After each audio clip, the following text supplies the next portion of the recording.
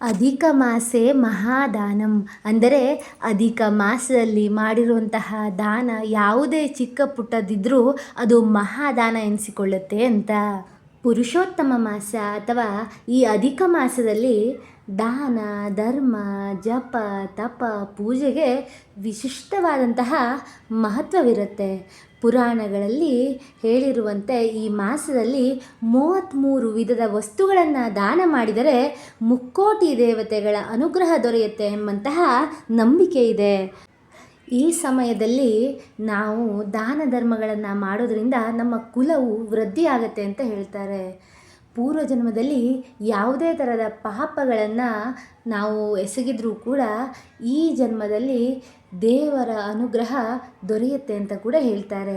ಇಂತಹ ಅತ್ಯಮೂಲ್ಯ ದಾನ ಧರ್ಮಗಳನ್ನು ನಾವು ಮಾಡಲೇಬೇಕು. ಸರಳವಾಗಿ ಸುಲಭವಾಗಿ ಸಿಗುವಂತಹ ವಸ್ತುಗಳಿಂದಲೇ ನಮ್ಮ ಪಾಪ ಕರ್ಮಗಳು ತಗ್ಗಿ ಭಗವಂತನ ಆಶೀರ್ವಾದ ಕರುಣೆ ನಮ್ಮ ಮೇಲೆ ಬೀಳುತ್ತೆ. 33 ಸಂಖ್ಯೆಯ ಮಹತ್ವಕ್ಕಾಗಿ ಪ್ರತಿ ವಸ್ತುವನ್ನು 33 ಪ್ರಮಾಣದಲ್ಲಿ ಅಥವಾ 33 ಜನರಿಗೆ ನೀಡುವಂತಹ ಪದ್ಧತಿ ಕೂಡ ಇದೆ.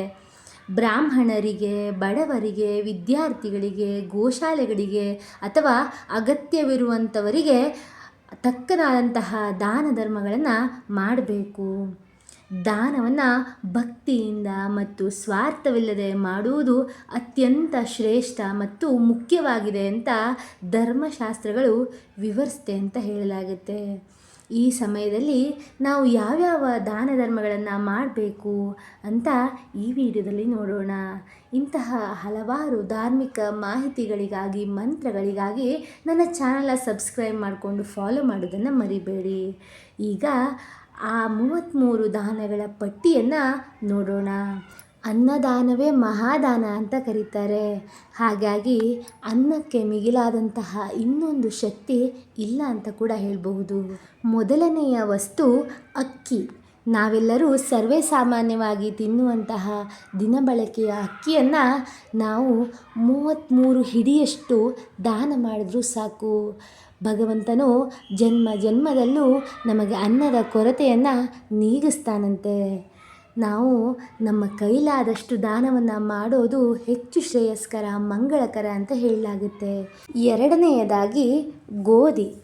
ಕೆಲವೊಬ್ಬರು ಗೋಧಿ ಕಾಳನ್ನು ಸೂರ್ಯನ ನಿಮಿತ್ತ ದಾನ ಮಾಡ್ತಾರೆ. ಅಂದರೆ ಸೂರ್ಯನು ನಮಗೆ ಆಯುಷ್ಯ ಆರೋಗ್ಯವನ್ನು ನೀಡ್ತಾನೆ. ಸೂರ್ಯನಿಲ್ಲದೆ ಜೀವ ಸಂಕುಲವೇ ಇರೋದಿಲ್ವಂತೆ. ಹಾಗಾಗಿ ಸೂರ್ಯನ ನಿಮಿತ್ತ ಗೋಧಿಯನ್ನು ದಾನವಾಗಿ ಕೊಡಬೇಕು. ಇದು ಕೂಡ 33 ಹಿಡಿಯಷ್ಟು ದಾನವನ್ನಾಗಿ ನೀಡಬೇಕು. ಗೋಧಿ ಇಲ್ಲ ಅಂದರೆ ಸಾಮಾನ್ಯವಾಗಿ ಮನೆಯಲ್ಲಿ ಗೋಧಿ ಹಿಟ್ಟಂತೂ ಇದ್ದೇ ಇರುತ್ತೆ. ಆ ಗೋಧಿ ಹಿಟ್ಟನ್ನಾದರೂ ಒಂದು ಕುಟುಂಬಕ್ಕೆ ಸಾಲುವಷ್ಟು ಅಥವಾ ಒಂದು ಹೊತ್ತು ಹೊಟ್ಟೆ ತುಂಬ ತಿನ್ನುವಷ್ಟು ಕೊಟ್ಟು ಅವರ ಆಶೀರ್ವಾದವನ್ನು ಪಡಿಬೇಕು. ಮೂರನೆಯದಾಗಿ ಜೋಳವನ್ನು ಕೂಡ ನಮ್ಮ ಉತ್ತರ ಕರ್ನಾಟಕದಲ್ಲಿ ಜಾಸ್ತಿ ಬಳಸ್ತಾರೆ. ಇದು ಕೂಡ ದಾನದಲ್ಲಿ ಶ್ರೇಷ್ಠವಾದದ್ದು. ಜೋಳದ ರೊಟ್ಟಿ ಇಲ್ಲದೆ ಯಾವ ಊಟವೂ ಪೂರ್ಣವಲ್ಲ ಅಂತ ನಮ್ಮೆಲ್ಲರ ನಂಬಿಕೆ. ಹಾಗಾಗಿ ಜೋಳವನ್ನು ಕೂಡ ದಾನ ಮಾಡ್ತಾರೆ. ನಾಲ್ಕನೆಯದಾಗಿ ರಾಗಿಯನ್ನು ಸೇವಿಸುವ ಜನ ಬಹಳಷ್ಟು ಗಟ್ಟಿಯಾಗಿರ್ತಾರೆ. ಹೆಚ್ಚು ಕಾಲ ದೇಹವನ್ನು ಸದೃಢವಾಗಿ ಇಡುವಂತಹ ಈ ರಾಗಿಯನ್ನು ಕೂಡ ದಾನ ಮಾಡಬೇಕು. ಐದನೆಯದಾಗಿ ಹೆಸರು ಕಾಳನ್ನು ನಾವು ಹೆಸರು ಬೇಳೆ ರೂಪದಲ್ಲಾಗಲಿ ಕಾಳಿನ ರೂಪದಾಗಲಿ ದಾನ ಮಾಡಬೇಕು. ಅದಾಗಿಲ್ಲವೆಂದಾದರೆ ಪಾಯಸವನ್ನು ಮಾಡಿಯಾದರೂ ಮಕ್ಕಳಿಗೆ ಹಂಚಬೇಕಂತೆ. ಇದರಿಂದ ಭಗವಂತನ ಕರುಣೆಗೆ ನಾವು ಪಾತ್ರರಾಗ್ತೇವೆ. ಇನ್ನು ಆರನೆಯದಾಗಿ ಉದ್ದಿನ ಕಾಳನ್ನು ಸರ್ವೇ ಸಾಮಾನ್ಯವಾಗಿ ಗ್ರಹಚಾರ ಇದ್ದರೆ ಮಾತ್ರ ಉದ್ದಿನ ಕಾಳು ಕೊಡೋದು ಅಂತ ನಮ್ಮ ನಂಬಿಕೆ ಆಗಿರುತ್ತೆ. ಹಾಗಲ್ಲ, ಉದ್ದಿನ ಕಾಳಿನಲ್ಲಿ ಮುಕ್ಕೋಟಿ ದೇವರ ಕರುಣೆ ಇರುತ್ತಂತೆ. ನಾವು ಅದನ್ನು ಇನ್ನೊಬ್ಬರಿಗೆ ದಾನ ಮಾಡೋದ್ರಿಂದ ನಮಗೆ ಅತ್ಯಂತ ಶ್ರೇಯಸ್ಸು. ಹಾಗಾಗಿ ಉದ್ದಿನ ಕಾಳನ್ನು ದಾನ ಮಾಡ್ತಾರೆ. ಇನ್ನು ಏಳನೆಯದಾಗಿ ತೊಗರಿಬೇಳೆಯನ್ನು ಕೂಡ ನಾವು ಈ ದಾನದ ರೂಪದಲ್ಲಿ ಮಾಡೋದ್ರಿಂದ ನಮ್ಮ ಇಚ್ಛಿಕ ಮನೋಬಲ ಹೆಚ್ಚಾಗುತ್ತೆ. ನಮ್ಮ ಆಲೋಚನಾ ಶಕ್ತಿಯು ಏರುತ್ತೆ ಅಂತ ಹೇಳ್ತಾರೆ. ಇನ್ನು ಎಂಟನೆಯದಾಗಿ ಕಡಲೆಕಾಳು. ಕಡಲೆಕಾಳಿಗೆ ವಿಶೇಷವಾದ ಸ್ಥಾನಮಾನ ಸಿಕ್ಕಿದ್ದೇ ಗಣೇಶನಿಂದ. ಗಣೇಶನ ಪೂಜೆಯು ಕಡಲೆಕಾಳಿನ ವಿನಃ ಪೂರ್ಣವಲ್ಲ. ಮಹಾನ್ ತಪಸ್ವಿಯಾದಂತಹ ಮಹಾನ್ ಶಕ್ತಿಶಾಲಿ ಪ್ರಥಮ ಪೂಜ್ಯನಾಗಿರುವಂತಹ ಮಹಾಗಣಪತಿಯ ಆಶೀರ್ವಾದಕ್ಕಾಗಿ ಈ ಕಡಲೆಕಾಳನ್ನು ಈ ಮಾಸದಲ್ಲಿ ದಾನ ಮಾಡಬೇಕು. ಅದಾದ ಮೇಲೆ 9ನೆಯದಾಗಿ ಎಳ್ಳು. ಅಂದರೆ ಈಗ ಯಾವುದೇ ದೋಷಗಳಿದ್ರೂ ಕೂಡ ನಿವಾರಣೆ ಆಗೋದಕ್ಕೆ ಈ ಎಳ್ಳನ್ನು ದಾನ ಮಾಡಬೇಕಂತೆ. ಇದರಿಂದ ನಮ್ಮ ಎಲ್ಲ ದೋಷಗಳು ನಿವಾರಣೆ ಆಗುತ್ತೆ. ಇನ್ನು 10ನೆಯದಾಗಿ ಬೆಲ್ಲ. ಬೆಲ್ಲವನ್ನು ಸರ್ವೇಸಾಮಾನ್ಯವಾಗಿ ದಾನದ ರೂಪದಲ್ಲಿ, ಅಂದರೆ ಊಟಕ್ಕೆ ಅಂತ ಕೊಡೋದು ಜಾಸ್ತಿ. ಊಟಕ್ಕೆ ಅಂತ ಅಲ್ಲ, ನಮ್ಮ ಬಾಳು ಸಿಹಿಯಾಗಿರಲಿ ಅಂತ ಈ ಬೆಲ್ಲವನ್ನು ದಾನ ಮಾಡಿ. ಆಗ ನಮ್ಮ ಕುಟುಂಬದಲ್ಲಿ ಸೌಹಾರ್ದತೆ, ಶಾಂತಿ, ಯಾವುದೇ ಮನಸ್ತಾಪವಿದ್ದರೂ ಅದು ಕೂಡ ನಿವಾರಣೆ ಆಗುತ್ತೆ. ಎಲ್ಲ ಸಕಲ ಸಂಪತ್ತು ನಮ್ಮದಾಗುತ್ತೆ. ಇನ್ನು 11ನೆಯದಾಗಿ ಸಕ್ಕರೆ ದಾನ. ಅಂದರೆ ಈಗ ಬೆಲ್ಲ ಇಲ್ಲ ಅಂದರೆ ಸಕ್ಕರೆ ಕೊಡ್ಬೋದು, ಇಲ್ಲ ಬೆಲ್ಲನೇ ಶ್ರೇಷ್ಠ ಅಂತ ಹೇಳ್ತಾರೆ. ಇನ್ನು 12ನೆಯದಾಗಿ ಉಪ್ಪು. ಈ ಉಪ್ಪಿನಲ್ಲಿ ಕಲ್ಲುಪ್ಪನ್ನು ದಾನ ಮಾಡುವುದು ಅತ್ಯಂತ ಶ್ರೇಷ್ಠ ಅಂತಾರೆ. ಕುಟುಂಬದ ಮೇಲೆ ಯಾವುದಾದ್ರೂ ಕೆಟ್ಟ ದೃಷ್ಟಿ ಬಿದ್ದಿರಲಿ ಅಥವಾ ಯಾವುದೇ ವಾಮಾಚಾರಗಳು ನಮ್ಮ ಮೇಲೆ ಪ್ರಯೋಗವಾಗಿರಲಿ, ಅದೆಲ್ಲವನ್ನು ಸದೆಬಡಿಯುವಂತಹ ಶಕ್ತಿ ಈ ಉಪ್ಪಿನ ದಾನಕ್ಕಿರುತ್ತೆ. ಹಾಗಾಗಿ ಈ ಸಂದರ್ಭದಲ್ಲಿ ಉಪ್ಪನ್ನು ದಾನ ಮಾಡಬೇಕು. ಇನ್ನು 13ನೆಯದಾಗಿ ಮುಖ್ಯವಾಗಿ ತುಪ್ಪ. ಈ ಆಜ್ಯವನ್ನು ಯಾರು ನೀಡ್ತಾರೋ ಅವರಿಗೆ ರಾಜ್ಯವನ್ನು ಆಳುವಂತಹ ಶಕ್ತಿಯನ್ನು ಭಗವಂತ ನೀಡ್ತಾನೆ ಅಂತ ಹೇಳಲಾಗುತ್ತೆ. ಈ ತುಪ್ಪಕ್ಕೆ ಅತ್ಯಂತ ಶ್ರೇಷ್ಠವಾದಂತಹ ಫಲ ಇರುತ್ತೆ. ಈ ತುಪ್ಪದಿಂದಲೇ ದೇವತೆಗಳಿಗೆ ನಾವು ನೀಡುವಂತಹ ಎಲ್ಲ ಹವಿಸ್ಸು ಅರ್ಪಣೆಯಾಗುತ್ತೆ. ನಾವು ಒಂದು ತುಪ್ಪದ ದೀಪವನ್ನು ಹಚ್ಚಿದ್ರಿಂದಲೇ ಮಹಾಲಕ್ಷ್ಮಿ ಆಗಮನವಾಗುತ್ತೆ. ಆರ್ಥಿಕ ಸಂಕಷ್ಟ ಏನಾದರೂ ಇದ್ದರೆ ಈ ತುಪ್ಪದ ದಾನದಿಂದ ಎಲ್ಲವೂ ಸಮಾಪ್ತಿಯಾಗುತ್ತೆ ಅಂತ ಹೇಳ್ತಾರೆ.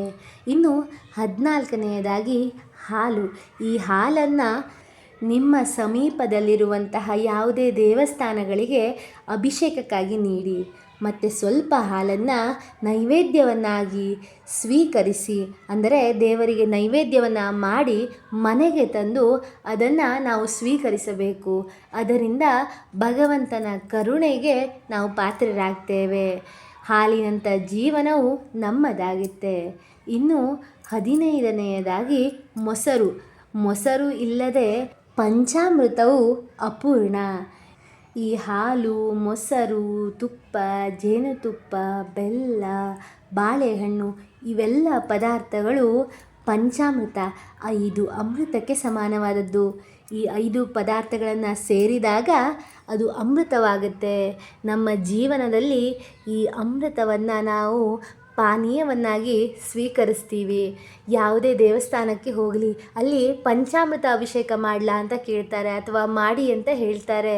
ಯಾವುದೇ ದುಷ್ಟಶಕ್ತಿಗಳ, ಯಾವುದೇ ಕೆಟ್ಟ ಪರಿಣಾಮಗಳ ವಿರುದ್ಧವಾಗಿ ಭಗವಂತನು ನಮ್ಮ ಜೊತೆಯಲ್ಲಿ ನಿಂತು ಹೋರಾಡ್ತಾನಂತೆ. ಈ ಪಂಚಾಮೃತದ ಅಭಿಷೇಕದಿಂದ ದೇವರು ಅತ್ಯಂತ ಪ್ರಸನ್ನನಾಗ್ತಾನೆ. ಹಾಗಾಗಿ ಈ ಪಂಚಾಮೃತ ಅಭಿಷೇಕವನ್ನು ಈ ಅಧಿಕ ಮಾಸದಲ್ಲಿ ಮಾಡಬೇಕು ಮತ್ತು ಮಾಡಿಸಬೇಕು. ಇನ್ನು 19ನೆಯದಾಗಿ ತೆಂಗಿನಕಾಯಿ ಮತ್ತು ಬಾಳೆಹಣ್ಣಿಗೆ ಅದರದ್ದೇ ಆದಂತಹ ಶ್ರೇಷ್ಠತೆ ಇದೆ.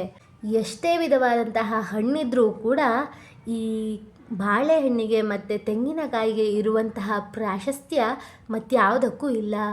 ಈ ಭಗವಂತನ ಪೂಜೆಗೆ ಇವೆರಡು ಅತ್ಯಂತ ಶ್ರೇಷ್ಠವಾದದ್ದು. ಹಾಗಾಗಿ ಈ ಮಾಸದಲ್ಲಿ ಕಲ್ಪವೃಕ್ಷ ಅಂದರೆ ತೆಂಗಿನಕಾಯಿ ಗಿಡವನ್ನಾದರೂ ನಾವು ದಾನ ಮಾಡ್ಬೋದು. ಇಲ್ಲ ಅದು ಸಾಧ್ಯವಾಗೋದಿಲ್ಲ ಅಂತಾದರೆ ತೆಂಗಿನಕಾಯಿಯನ್ನಾದರೂ ದಾನ ಮಾಡಬೇಕು. ಅದಾದ ಮೇಲೆ ಮುತ್ತೈದೆಗೆ ದಾನ ಮಾಡುವಂಥದ್ದು.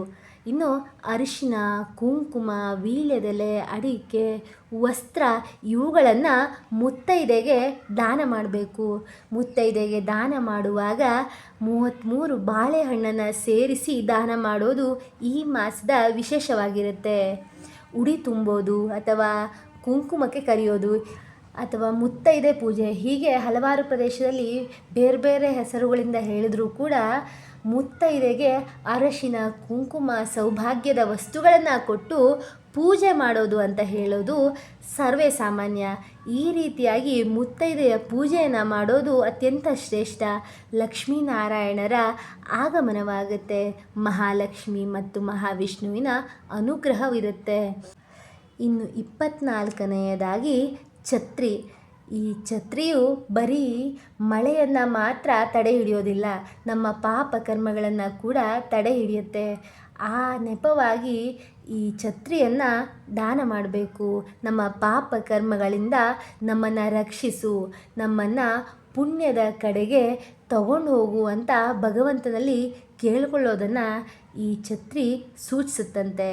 ಇನ್ನು ಪಾದರಕ್ಷೆ. ನಮ್ಮ ಗ್ರಹಚಾರಗಳು ಯಾವುದೇ ಕಷ್ಟ ಕಾರ್ಪಣ್ಯಗಳಿದ್ದರೂ ಮನೆಯಿಂದ ಹೊರಗಿಡಬೇಕು.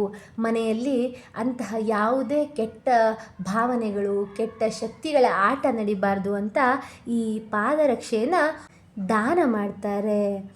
ಇನ್ನು 26ನೆಯದಾಗಿ ಹಾಸಿಗೆ ಅಥವಾ ಚಾಪೆ. ಹಾಸಿಗೆ, ಕಂಬಳಿ, ಈ ಚಾಪೆಯನ್ನು ಕೊಡೋದ್ರಿಂದ ನಮ್ಮ ಆಯುಷ್ಯ ವೃದ್ಧಿ ಆಗತ್ತಂತೆ. ನಮ್ಮ ಆಯುಷ್ಯದ ವೃದ್ಧಿಗಾಗಿ ಇದನ್ನು ನಾವು ಈ ಅಧಿಕ ಮಾಸದಲ್ಲಿ ದಾನ ಮಾಡಬೇಕು. ಇನ್ನು 28ನೆಯದಾಗಿ ದೀಪ. ಈ ದೀಪದಾನ ಅಂದರೆ ಅತ್ಯಂತ ಶ್ರೇಷ್ಠವಾದದ್ದು. 33 ದೀಪಗಳ ದಾನವನ್ನು ಮಾಡಬೇಕು. ಸಾಧ್ಯವಾದರೆ ಈ ದಾನವನ್ನು ದೇವಸ್ಥಾನದಲ್ಲಿ ಮಾಡೋದು ಅತ್ಯಂತ ಶುಭಕರ.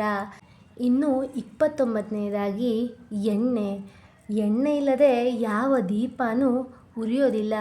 ಈ ಎಣ್ಣೆಯ ದಾನದಿಂದ ಯಾವುದೇ ದೋಷಗಳು, ಅಂದರೆ ಈಗ ಎಳ್ಳೆಣ್ಣೆ ದೀಪದಿಂದ ಇಂತಿಂಥ ದೋಷಗಳು ನಾಶವಾಗುತ್ತೆ ಅಂತ ಹೇಳ್ತಾರೆ.